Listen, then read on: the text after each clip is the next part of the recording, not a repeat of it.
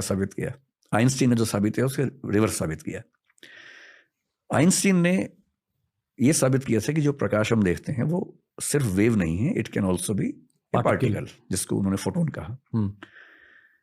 Einstein के समय में एक एक्सपेरिमेंट हुआ और आइंस्टीन हिल गए, पर उन्होंने उसको खारिज कर दिया। उसने कहा कि no, God doesn't throw dice, मतलब वो पास ही नहीं खेलता है, सिस्टम से काम करता है।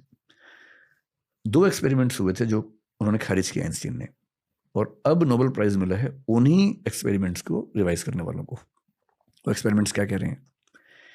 एक थियरी क्वांटम फिजिक्स में आई है, डबल एंटेंगलमेंट, जिसको आइंस्टीन ने खारिज किया था, जो कहती है कि ऐसा हो सकता है कि यहां मान लीजिए ये एक पार्टिकल इस माइक का है।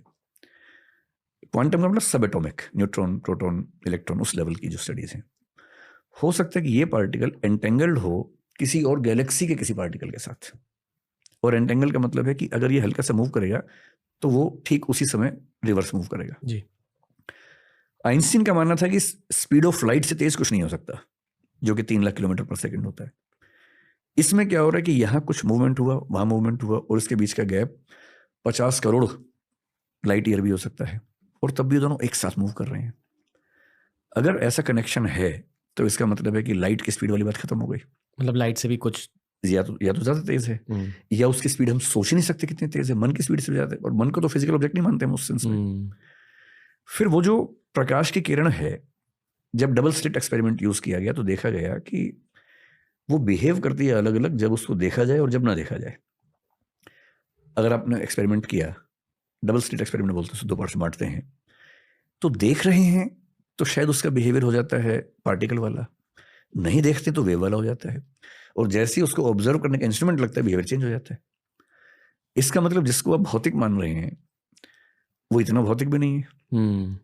यानी कि ऑब्जर्व किए जाने से, भाई हमें कोई ऑब्जर्व करता है हमारा बिहेवियर चेंज हो जाता है, ये तो समझ में आता है, लेकिन लाइट के पार्टिकल्स का बिहेवियर अगर चेंज होता है देखे जाने से, इसका मतलब भौतिक और चेतन, मैटर और कॉन्शियसनेस का जो डाइकोटमी हम मानते हैं कि दोनों अलग अलग हैं, शायद वो भी नहीं है।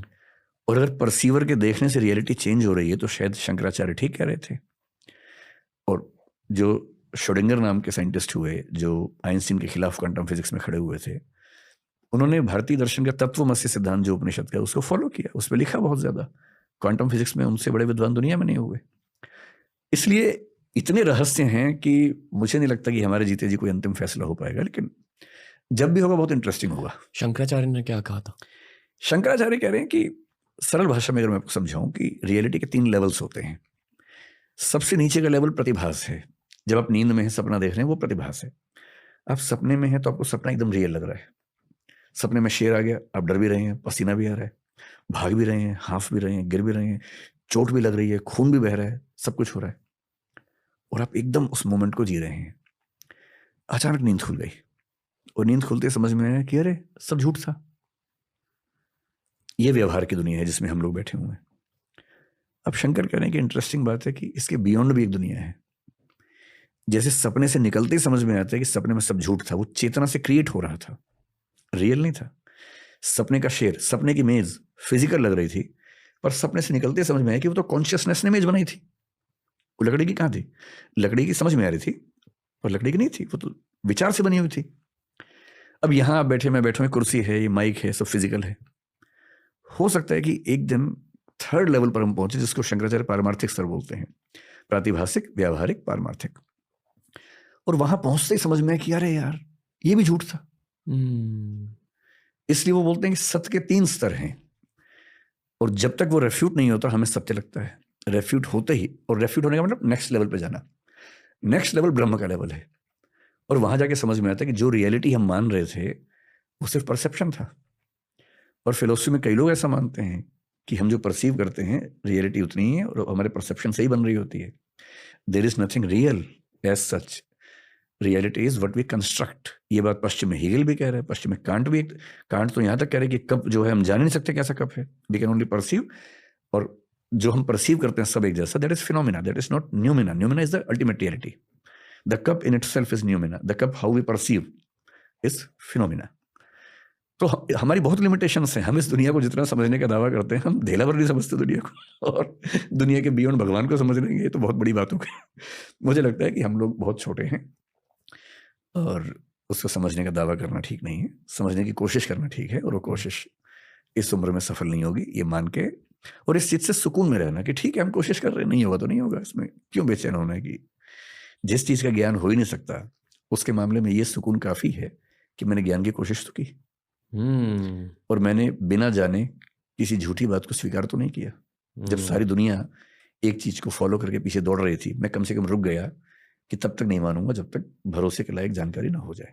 मैं कम से कम रुका, तो यहाँ जब तक मैंने खुद उस चीज़ का फील नहीं कर लिया, जान नहीं लिया, तब तक क्यों उसको मैं मान लूँ। आज मैंने ये फील किया है कि आपकी इतनी बड़ी फैन फॉलोइंग क्यों है। मैं गप्पे अच्छी कर लेता हूँ। किसी ने इतनी ज्यादा डीप बातें नहीं की है इस पॉडकास्ट पर, इतनी ज्यादा क्लैरिटी के साथ। आपको लगता है कि लोगों को ऐसी बातें सुननी है आजकल? हाँ, सरप्राइजिंगली, क्योंकि जब मैंने अभी मैंने अपना चैनल शुरू किया कुछ दिन पहले, पिछले साल एक डिस्प्यूट हुई थी, मेरे एक वीडियो की क्लिप कुछ लोगों ने फैलाई, उसमें ऐसा लग रहा है कि मैं जो सीता माँ है उनका अपमान कर रहा हूँ, लेकिन वो ऐसी जगह काटा गया कि वो लिटरेचर का पार्ट था, तो बहुत डिस्प्यूट हुई उस समय, बहुत मतलब FIR वगैरह वो सब चीज़ें भी हुई। तो मुझे लगा कि कभी ऐसा हो तो कम से कम मेरा अपना एक मंच तो हो। दृष्टि IAS का एक बड़ा प्लेटफॉर्म है, उसमें 10 मिलियन से ज़्यादा सब्सक्राइबर्स हैं, लेकिन मैं नहीं चाहता कि मैं अपनी पर्सनल लड़ाइयाँ उस पर लड़ूँ, वो तो एक ऑफिशियल चैनल है। So I started my own channel मेरे नाम से, विकास दिव्यकीर्ति। अभी मैं वीडियो तो बहुत कम अपलोड कर पाता हूँ, 12 वीडियो तक अपलोड किए हैं, और उस पर सब्सक्राइबर्स लेकिन 22-23 लाख के बीच में कहीं हैं। तो मैंने जब उसको शुरू किया तो मैंने कहा मैं इस पर फिलोसफी की बातें करूँगा। मैंने को 4 वीडियो फिलोसफी डाले हैं सिर्फ, जिसमें से एक चारवाक फिलोसफी के बारे में है, एक है व्हाट इज अल्टीमेट रियलिटी, एक है फिलोसफी क्या होती है, एक इंडियन फिलोसफी का इंट्रोडक्शन डाला है, उपनिषद वेद से लेकर ओशो रजनीश तक का पूरा।